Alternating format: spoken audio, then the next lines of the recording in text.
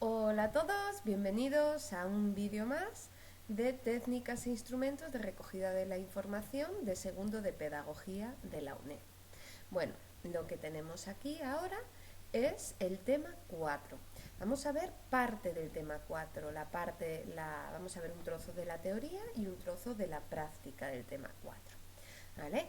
En la parte de la teoría seguiremos el orden del libro y nos saltaremos a la parte práctica que está al final del libro y por lo tanto, al final del capítulo quiero decir, y por lo tanto vamos a ir un poco saltando, ¿vale? Para no dar todo el día todo por un lado, toda la teoría y por el otro toda la práctica. También miraremos los exámenes con los que se han trabajado y después trabajaremos con percentiles, con exámenes y demás. Pero bueno, yo creo que eso ya en la próxima clase.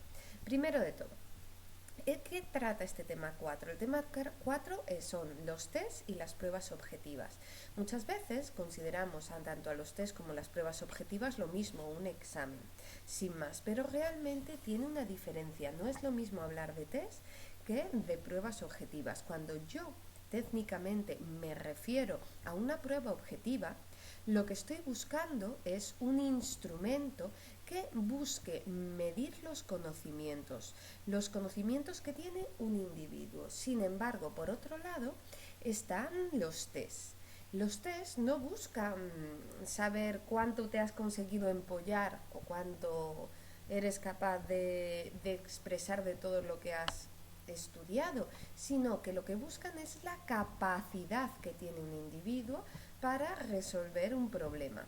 ¿Vale? Es la aptitud que se llama. No sé si os acordáis que ya hemos estado hablando de las aptitudes. Las aptitudes se medían, se trabajaban en el TRI. Por eso muchas veces vamos a poder trabajar el TRI mejor dicho, vamos a poder complementar los cálculos de la teoría clásica de los test con el TRI en los test o en los test. Bueno, los test miden las aptitudes, la capacidad que tiene alguien de resolver un problema.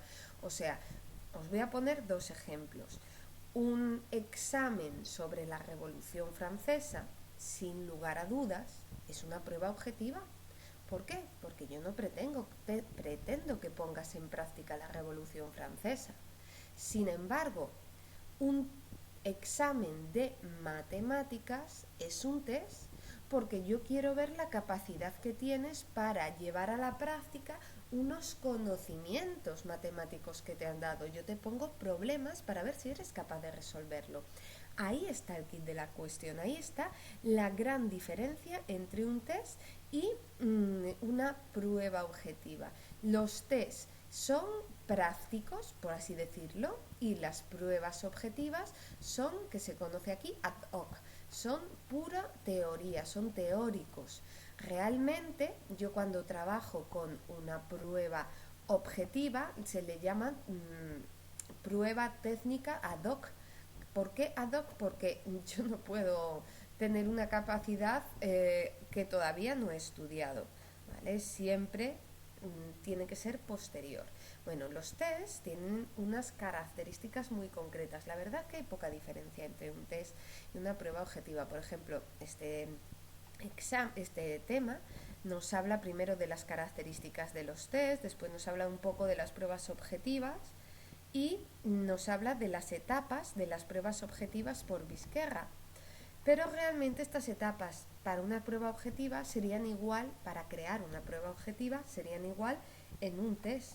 Realmente van saltando de unas a otros y por ejemplo aquí nos hablan de cómo Bloom hizo una tabla de especificaciones que se tiene que poner en los informes de las pruebas objetivas, pero también podrían ser utilizados para los tests. ¿Vale? Para el libro de instrucciones, que ya hablaremos de él, de los test. También nos hablan de los tipos de ítems. Claramente unos están más orientados a los test y otros más orientados a las pruebas objetivas, pero vamos, que está todo bastante mezclado. Hasta esta parte, los tipos de ítems, serán donde lo dejemos, ¿vale? No creo que nos dé tiempo a más. Y vamos a subir y vamos a empezar a trabajar. Bueno, las características generales que tiene que tener Un test. Bueno, lo primero es que tiene que ser muy preciso. Los test tienen una ventaja sobre la gran mayoría de las técnicas de recogida de la información de la pedagogía. ¿Cuáles están? Que trabajamos con variables de tipo cuantitativo y además de intervalo. Siempre que trabajemos en un test, los datos que nos aportan son variables cuantitativas de intervalo. Eso nos es muy cómodo, nos es muy fácil de trabajarlo. ¿Por qué? Pues porque si ya están en forma numérica y además una de las formas numéricas mejores de todas, pues para trabajar matemáticamente, estadísticamente, pues eso que nos hemos ahorrado de codificar, de libros de códigos y demás. Es muy fácil de trabajar, por lo tanto, para un estudio estadístico, cualquier dato que venga de un test. Parecido será la prueba objetiva, porque normalmente también son fáciles de codificar. ¿Vale? También nos acaban dando resultados de intervalo. Pero bueno, podrían tener también resultados de razón, eso depende, ya no es tan exacto. Además, aquí también nos cuenta que la muestra sobre la que trabaja debe ser representativa. ¿A qué se refiere esto? Bueno, os voy a poner un ejemplo y con ese ejemplo lo entenderéis. Vamos a seguir con el ejemplo que os estaba hablando, la Revolución Francesa. ¿Vale? A ver, voy a agrandar esto para poder escribir. Revolución Francesa. Bueno, la Revolución Francesa, por ejemplo, se estudia en cuarto de la ESO, sí, creo que es cuarto de la ESO, tercero, bueno, si me confundo, perdonadme, pero me parece que se estudia en dos cursos diferentes. Se estudia, por un lado, en cuarto de la ESO, seguro, por ahí me parece, tercero o cuarto, y también se estudia en segundo de bachiller. ¿Vale? Tenemos Revolución Francesa, cuarto de la ESO y segundo de bachiller.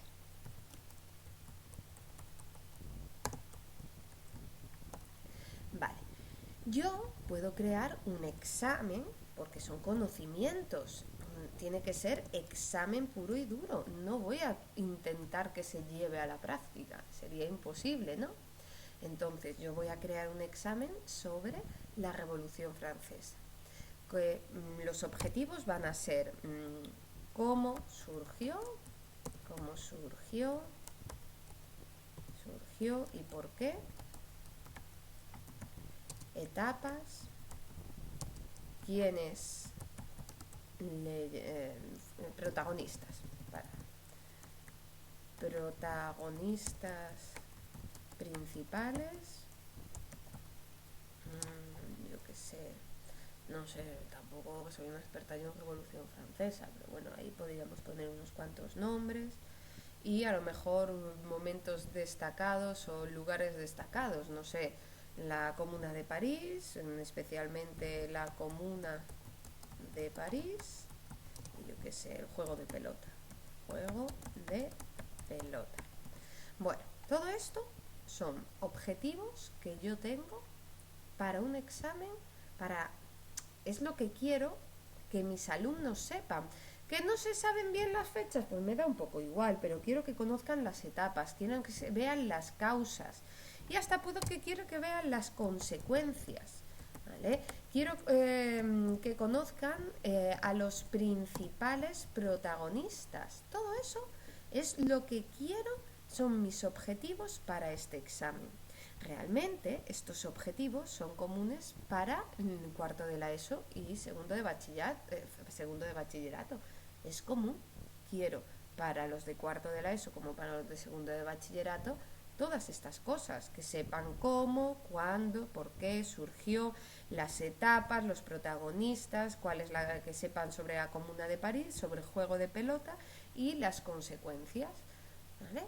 Pero claramente el examen no puede ser el mismo para cuarto de la ESO como para segundo de bachillerato. Hay características que tienen que variar dependiendo de la muestra a la que va dirigida. Un examen que a lo mejor es adecuado para cuarto de la ESO, para segundo de bachillerato no lo va a ser porque la gente se partiría de risa, diría, oh, qué fácil, qué guay, esto va a molar. ¿vale? Y al contrario, un examen que sea adecuado para segundo de bachillerato no lo harán ni de coña los alumnos de cuarto de la ESO. De aquí, ¿qué puedo llegar a entender? De aquí lo que puedo llegar a entender es que a la muestra a la que va dirigida es muy interesante, es muy importante, debe representar a la muestra, no solo los objetivos, sino que tiene que estar muy centrada. ¿Lo veis? Yo lo he puesto para una prueba objetiva, para un examen, pero lo mismo pasaría con un test. Un test de estadística no puede ser igual, de estadística descriptiva no puede ser igual para alumnos de la UNED de pedagogía que para alumnos de económicas, porque si tiene que ser igual, apaga y vámonos. O si os pongo un examen de económicas, no os enteraríais de nada, aunque ya hayáis aprobado la estadística de primero. ¿Vale? Bueno, todo esto es para entender que realmente entre los test y las pruebas objetivas hay poca diferencia y podemos trabajar al unísono unas y otras, pero bueno, que además dependen mucho del grupo donde se encuentran. Otra de las características es que las conductas observadas se pueden calcular sin ningún problema a partir de la teoría clásica de los test. De hecho, se llama teoría clásica de los test por algún motivo. Todos los cálculos de la teoría clásica de los test puedo llegar a aplicarlos en un test. Lo único que, claro, la fiabilidad, pues escogeré la más adecuada, la que mejor me venga. Hay muchos tipos de fiabilidad, tendré que escoger la que mejor me venga para el tipo de test que esté trabajando. Y por último, es especialmente útil porque nos sirve para predecir o inferir las conductas de la población. ¿Qué significa eso? ¿Para qué os van a hacer estos exámenes? ¿Qué es lo que quieren comprobar con técnicas? Con la parte práctica, que vosotros en un momento concreto seáis capaces de entender los datos que se os dan en un documento, en un libro, en un estudio pedagógico, que sepáis vosotros utilizar estos instrumentos y crearlos cuando sean necesarios. Eso es en teoría lo que se busca para un test y por lo tanto están mirando si eres capaz de predecir, por ejemplo, esta conducta no sería extrapolable a las pruebas objetivas. En las pruebas objetivas no busca predecir nada, ¿vale? No busca predecir vuestra capacidad para hacer una revolución en Francia, ¿vale? Pero en los test sí, ¿vale? Bueno, este tipo de estudios son especialmente interesantes porque nos van a permitir clasificar a las personas, tanto a las personas como a los grupos. Gracias a estos test, yo puedo clasificar a los diferentes individuos del grupo en este ámbito en concreto, en este tema en concreto, y también puedo clasificar a diferentes grupos haciendo medias y trabajando los grupos en conjunto, por así decirlo. Entonces, nos puede ayudar a comprobar si se cumple la hipótesis nula o no, esto que habíamos dicho, si había diferencias estadísticamente significativas entre el grupo de control y el grupo experimental. Esto era de primero, a la hora de hacer cualquier cosa, a la hora de una técnica, por eso son especialmente útiles. A la hora de hablar de las pruebas objetivas, que están aquí, bueno, el concepto es más o menos el mismo, refuerza la idea de que lo que busca en una prueba objetiva es los conocimientos, ¿vale? La capacidad que tenemos para expresar los conocimientos, no demostrarlos. Bueno, también tenemos que tener en cuenta que una prueba objetiva tiene que seguir una serie de pasos, una serie de etapas que son estrictas para trabajar adecuadamente estas pruebas objetivas. El que mejor la trabajó fue Vizquerra, ¿vale? Vizquerra nos especificó todas estas etapas que tiene que tener una prueba objetiva para ser una prueba objetiva adecuada. La primera de ellas, bueno, tenemos que formular los objetivos, qué es lo que quiero que se pregunte en esta prueba objetiva, en este examen. Mi objetivo es que los alumnos sepan algunas cosas. Pues qué cosas quiero que sepan son los objetivos del investigador y por lo tanto son especialmente importantes. Los tengo que dejar bien claros porque dependiendo de los objetivos habrá unos ítems adecuados que rellenen, que cumplan todos estos objetivos. También tengo que tener muy en cuenta lo que hemos visto antes, esto que hemos visto, que la población a quien va dirigida es importante. No es lo mismo trabajar con la población de alumnos de cuarto de la ESO que con la población de alumnos de tercero de la ESO, porque va a cambiar completamente. No es lo mismo hacer una prueba objetiva para personas españolas que para personas noruegas. También tenemos que ir escogiendo lo que se va a preguntar, saber exactamente con los objetivos qué es lo que quiero preguntar y cómo lo vamos a hacer. Para ello ya vamos a ver que hay muchos tipos de ítems y además tenemos que seleccionar estos ítems y comprobar que estos ítems son adecuados. Para ello hay toda una serie de pruebas y al final, aunque yo cree un número de ítems reducido, va a haber más de los que nos esperamos. ¿Vale? Vamos a tener que hacer más de los que parece lógico, pero es porque muchos van a tener que ser, vamos a tener que deshacernos de ellos o al menos guardarlos para otras ocasiones, porque para las muestras, para los grupos a los que vamos a enfocarlos no van a servir. Bueno, la creación de los ítems son por tanto fundamentales y muchas veces trabajaremos con una cosa que ya hemos hablado en el tema 2, que es en los bancos de ítems. Al hablar del TRI os comenté que eran tan difíciles crear los ítems del TRI que muchas veces lo que hacemos es tener un banco de ítem que cuando ya he comprobado que un ítem es bueno, pues lo guardo y en cualquier ocasión que necesite trabajar con este ítem lo utilizo. Esto pasa mucho más a menudo de lo que pensamos. ¿Por qué? Normalmente los exámenes de técnicas, de instrumento, de estadística, de no sé qué, casi todos los profesores tienen un banco de ítems, toda una serie de preguntas que creen que son adecuadas y las utilizan. Y cuando tienen que hacer un examen, cogen al azar 5, 6, 7 o adrede, mira esta y esta por este motivo, ¿vale? Porque hice hincapié en clase en esto o por ese otro motivo y así trabajar con ellas. Son especialmente interesantes, por lo tanto. ¿Qué más tenemos que mirar? Las pruebas es un instrumento que es muy adecuado para trabajar todas las técnicas estadísticas que ya hemos visto. Me refiero tanto a las de la teoría clásica de los test como las del TRI, ¿vale? Bueno, las del TRI no, la verdad, como las pruebas objetivas el TRI no, solo teoría clásica del test, pero bueno, ya son bastantes. Puedo llegar a realizar cualquier prueba de TRI, no vais a tener ningún problema. Del TRI, ¡ay, qué manía que estoy yo hoy con el TRI! Con la teoría clásica de los test, desde índices de dificultad, yo que sé, índices de discriminación, índices de homogeneidad, distractores y demás. Bueno, aparte de eso, tengo que entender que para saber si mi instrumento es adecuado o no, yo lo que tengo que hacer antes de nada es comprobarlo por medio de cálculos estadísticos. Y estos cálculos estadísticos se harán a partir de los datos que nos aporta una pequeña muestra que he escogido de la población a la que va dirigida. O sea, antes de aplicar un examen tengo que haberlo comprobado en una submuestra, en un subgrupo, un grupito muy pequeñito. A ese grupito pequeñito le tengo que aplicar la prueba objetiva y con esos datos hacer todos los cálculos de la teoría clásica de los test que estábamos hablando.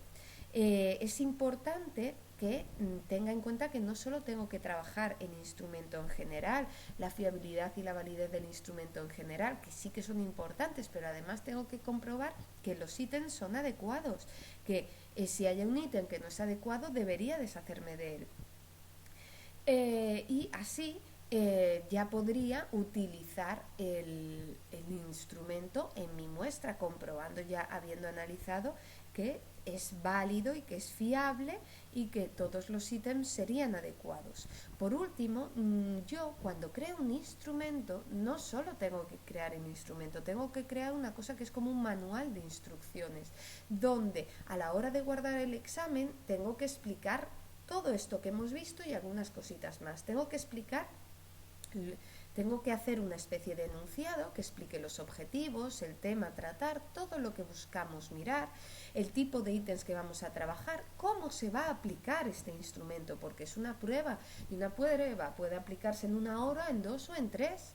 ¿Vale? Puedes necesitar para realizar esta prueba objetiva a lo mejor un formulario o una calculadora. Eso todo lo tiene que explicar el instrumento en este manual de instrucciones. Este manual de instrucciones sirve para que cualquier persona pueda llevar a la práctica nuestra prueba objetiva, explicando para quién va dirigido, a qué grupo, la fiabilidad y la validez, además poner las preguntas, por supuesto, explicar las características de estas preguntas. Todo ello es necesario ponerlo, ¿vale? Todo ello es básico ponerlo en un manual de instrucciones adecuado. Y los cálculos que hemos hecho para conseguir la fiabilidad y la validez también es muy importante. Así podemos generalizar y considerar que es muy importante plantear la estructura de la prueba, el contenido de la prueba, el formato de la prueba, tener en cuenta el número de ítems y las características métricas esperadas, o sea que también tengo que mirar cómo se va a evaluar y eso también se tiene que escribir en el manual de instrucciones. En el manual de instrucciones yo tengo que decir, bueno, esta prueba se evaluará de esta forma, o sea, cada ítem vale 1 punto, o este primer ítem vale 3 puntos, el otro 2 y el otro 1. Para ello tiene que haber contestado claro, preciso, no sé qué, o la respuesta buena es si es de alternativas de respuesta o respuesta múltiple, como queráis llamarlo, serán la A, la B, la C, ¿vale? Todo eso lo tengo que especificar en el manual de instrucciones. Bueno, también tengo que entender que para que una persona vea que es adecuado este instrumento, yo puedo crear una tabla de especificaciones. Bloom consideraba que un instrumento podía mirar estas 6 cosas.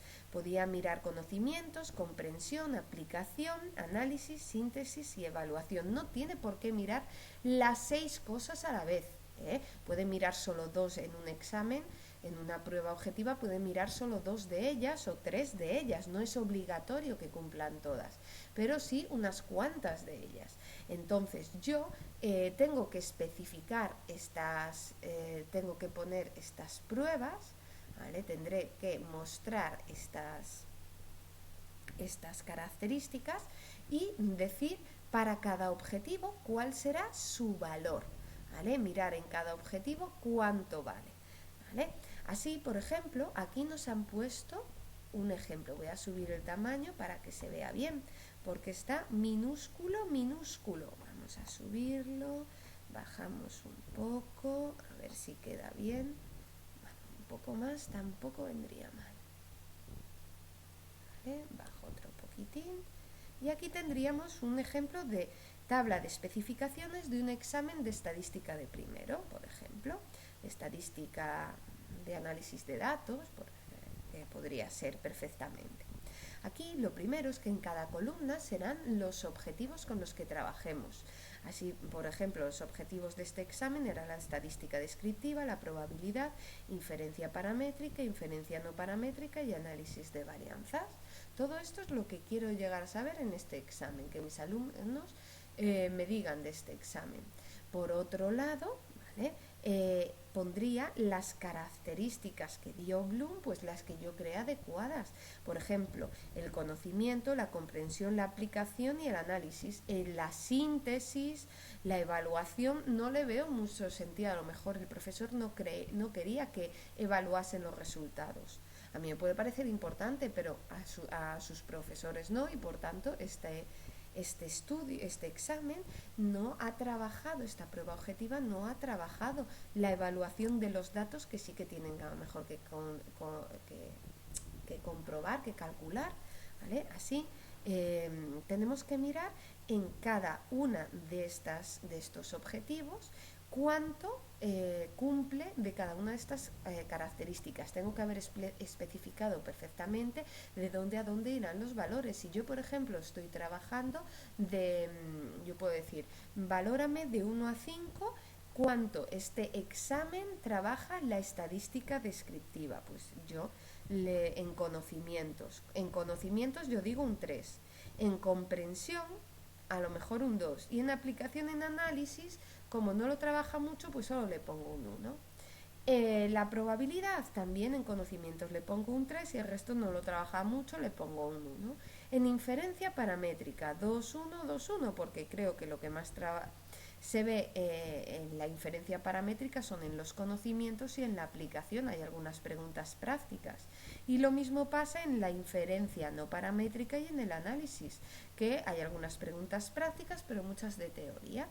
Y es entonces con estos datos con los que yo puedo saber cuál es el objetivo que más trabaja este ítem, que en este caso sería haciendo los sumatorios de las columnas. Y veo que están más o menos todos repartidos, todos tienen 6 puntos. Si veo el sumatorio de todas estas, veo que todos han sumado 6 puntos, menos la estadística descriptiva que le da, que solo son 7, un poquitito más, tampoco mucho, un justito más, ¿vale?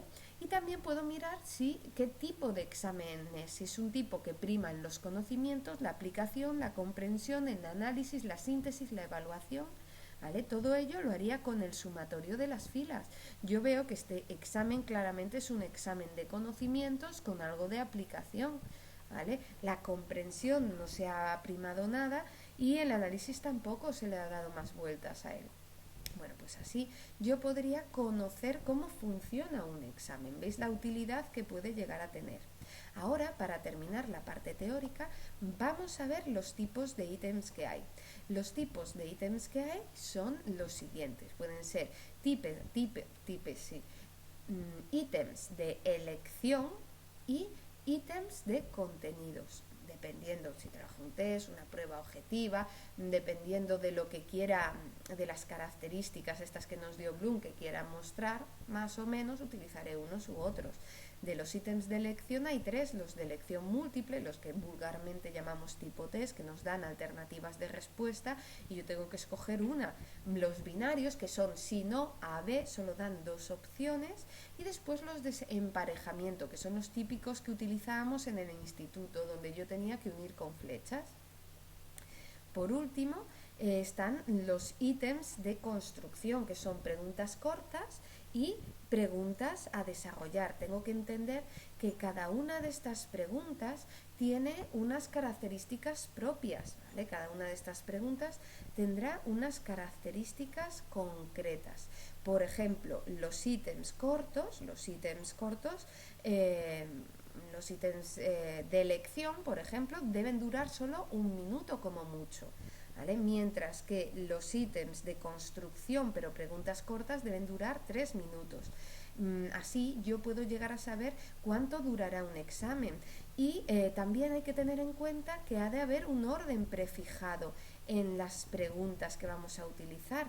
¿Por qué debe haber un orden prefijado en las preguntas? Bueno, ya algunas de las características por las cuales debe haber un orden ya las sabemos. Los ítems más fáciles deben ir al principio y los más difíciles al final, por razones pedagógicas, porque así la gente no se bloqueara y a lo mejor porque la primera pregunta, la segunda pregunta no se la sabía, no la dejó sin hacer. Bueno, pues eso sería la base. Pero además hay otros motivos. Por ejemplo, si tenemos un examen que combina ítems de elección múltiple y preguntas de desarrollo, pues preguntas largas, en este caso se deberían poner primero los ítems tipo test, las preguntas de elección múltiple. ¿Por qué? Porque esas tienen un tiempo fijado determinado que siempre debe ser el mismo. Si se ponen primero, la gente las hará primero y así tendrá más tiempo para la pregunta de desarrollo, por lo menos sabrá el tiempo que puede dedicarle a la pregunta de desarrollo. También tengo que entender que el tamaño concreto, yo tengo siempre que crear más ítems de los que tengo que crear más ítems de los que tengo previsto poner, porque entre un 25 y un 75% más, porque siempre al hacer el análisis de los ítems se van a deshacer, nos vamos a tener que deshacer de muchos de ellos. Además, hay veces que trabajamos con variables de tipo no cognitivas, como valores, opiniones, actitudes, estas variables sensoriales, sociales y demás. En estos casos solemos trabajar con otros tipos de ítems concretos, ya no serían los tipos típicos de las pruebas objetivas, sino son más bien de capacidades sensoriales, aptitudes que tendríamos. Aquí tendríamos, por ejemplo, ítems de respuesta abierta o ítems de respuesta cerrada. Los ítems de respuesta abierta es ¿qué opinas sobre racismo? Y ahora me cuenta lo que quieras.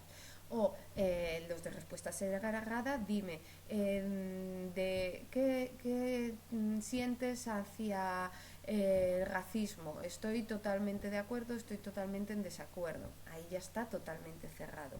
¿Vale? También tengo que entender que yo cuando hago preguntas cerradas creo escalas. Puedo decir, valórame de 1 a 5 tu opinión sobre el racismo, donde 5 es estoy totalmente en contra y 1 estoy totalmente de acuerdo, por ejemplo. ¿Vale? Ahí puedo crear la escala que me dé la gana. Lo habitual es trabajar con una escala tipo Likert, que veremos las escalas en el tema 6, por eso no le vamos a dar más caña, pero que sepáis hay muchas formas de trabajar las escalas. La más habitual es en educación, es la tipo Likert, que se suele valorar de 1 a 5, aunque no es lo más adecuado. Lo más adecuado debería ser de -3 a 3, pero suele costarle a la gente entender este tipo de escalas, con lo cual se suele trabajar Likert de 1 a 5. También podemos utilizar listados, ¿vale? Que es un conjunto de frases relativas a un hecho o sujetos, donde se marcará la respuesta correcta. O sea, te pongo una serie de respuestas y tú tienes que marcar en cuál te sientas más identificado. ¿Por qué el alumno este está portándose mal? Por baja motivación, por baja remuneración, por alto exigencia, bueno, lo que sea, dependiendo del caso, ¿vale? Las longitudes de las pruebas, por tanto, son fundamentales. Tiene que haber un número mínimo de preguntas, pero tampoco puedo exagerar en el número de preguntas, porque puede que se canse, que la gente se bloquee y demás. A la hora de elaborar una prueba, por lo tanto, tengo que fijarme mucho en los ítems y hay muchas características que se pueden escapar y tengo, por lo tanto, que en el manual de instrucciones mostrar muy bien cuánto tiempo debe durar una prueba, porque a partir de ahí debo saber cuántos ítems tengo que crear. Bueno, también es importante que a la hora de plasmar por escrito las pruebas, tengan unas instrucciones donde les explica a la gente cómo se debe resolver, el tiempo con que cuentan, cómo se evaluarán y 2 o 3 características que se considere básicas por los investigadores, por los que están creando los temas. También hay que entender que dependiendo de los objetivos que traten se deben ordenar de una forma u otra. Los objetivos más generales se trabajarán al principio y los más concretos se trabajarán al final. O sea que ya vemos que hay muchas características diferentes. Otra característica, bueno, los ítems son muy complejos de crear. Nunca pueden tener negaciones en su interior porque inducen a error. Tienen que ser claros, concisos. En cada ítem debe preguntar una cosa diferente, porque si pregunta 2 o 3 puede llegar a confundir. También se suelen agrupar en temas, por temáticas, y tenemos que intentar que no parezcan cortados, ¿vale? Para que quede, o sea, que no parezca que le falta algo. Nunca debemos dar la opinión, ¿vale? En ellos siempre tenemos que trabajar ítems sencillos, fáciles, claros y con un lenguaje sin complicación. Bueno, y a la hora de aplicar la prueba, yo tengo que entender que las pruebas se pueden aplicar de diferentes formas, directamente, de forma colectiva, de forma individual, por escrito, oral, vía telemática, por correo, por teléfono. Todas estas formas son aceptables. Bueno, ya casi hemos terminado la parte teórica. Venga, vamos a terminarla. Realmente lo único que queda es de la parte teórica es un poco de empolle, que es todos los tipos de pruebas que hay dependiendo de los criterios que trabajan. ¿Vale? Aquí, dependiendo del criterio que trabaja, podemos clasificar las pruebas de una forma u otra. Si podemos mirar por su método, pueden ser psicométricos, proyectivos, bueno, hay muchos más, por la finalidad, por el área de comportamiento, y estas tablas pues hay que sabérselas, ni más ni menos. ¿Vale? Es cosa de memorizar, rendimiento académico, de inteligencia, y hay algunos ejemplos para cada una de ellas. Y son 2 tablitas que hay que saberse. Y con eso se terminaría la teoría. La parte práctica, lo primero que tenemos que trabajar es cómo puntuar. En principio, cuando son preguntas de desarrollo, no tiene que haber mayor complicación, porque una pregunta de desarrollo, aunque sea corta, o te la sabes o no te la sabes, no puedes escribir por algo que no hayas estudiado. Pero cuando trabajamos con elecciones, con preguntas de elección, aquí ya nos encontramos con un problema, porque como puede haber 1 o 2 elecciones, o 3 como mucho, o si es de flechas, pues 6, 7, puede que la gente acierte algunas por pura potra, pinto, pinto, gorgorito de toda la vida, para evitar que las personas que no hayan estudiado puedan aprobar. Tenemos que hacer una forma de corregir al azar estas pruebas, los aciertos. Para ello, lo que se hace es utilizar la misma fórmula que utilizáis vosotros en los tipo test, que sería esta de aquí: aciertos menos errores partido número de alternativas de respuesta menos 1. Vamos a hacer el examen de 2016 primera semana, que trabaja justo este ejercicio.